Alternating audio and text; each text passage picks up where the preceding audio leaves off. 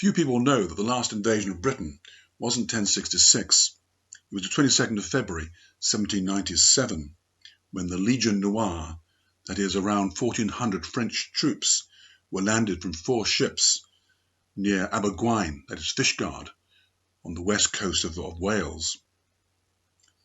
General Tate, actually a colonel, was in charge, and the troops landed on the Pembrokeshire Peninsula on a rocky headland known as Carreg Wastad. Tate was an American citizen of Irish descent, and his force was all that was left out of an original intention of landing 15,000 troops in places like Newcastle and Bristol with 45 ships. However, they only got as far as Bantry Bay before the weather and other reasons caused them to abandon their attempt.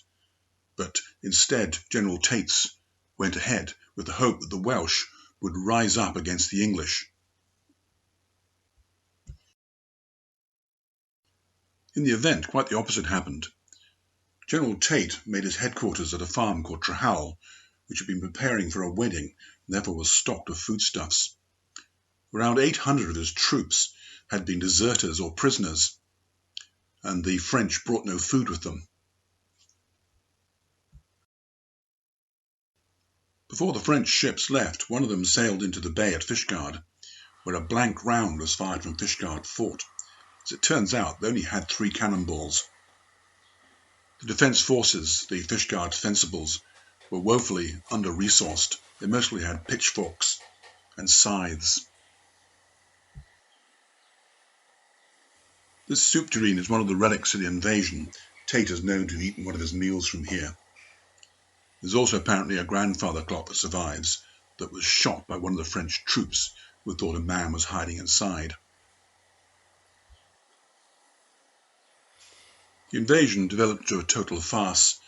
Tate was unable to control his troops.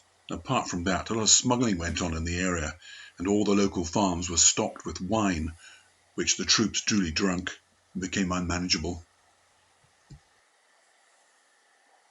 Comparatively few Welsh and French died.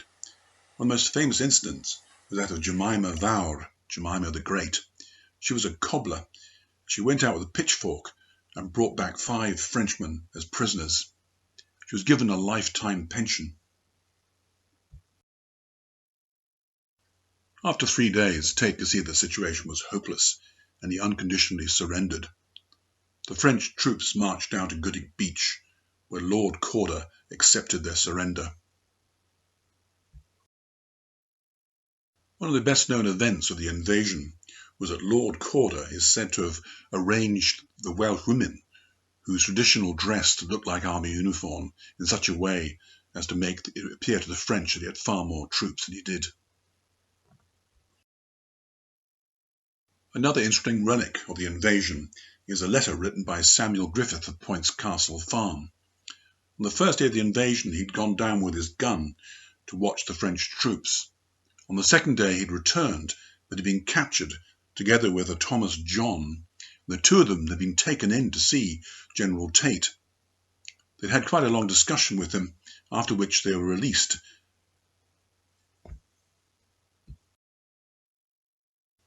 Both Samuel and Thomas were accused of high treason, that is, collaborating with the French, and they were locked in jail in terrible conditions for 7 months whilst they waited for the Great Sessions Court to attend Fishguard.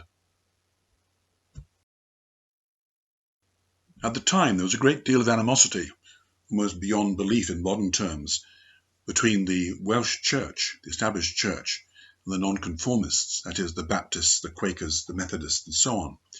Both Thomas and Samuel were Non-conformists, and at the trial it turned out that the French officers had been bribed to tell lies about them.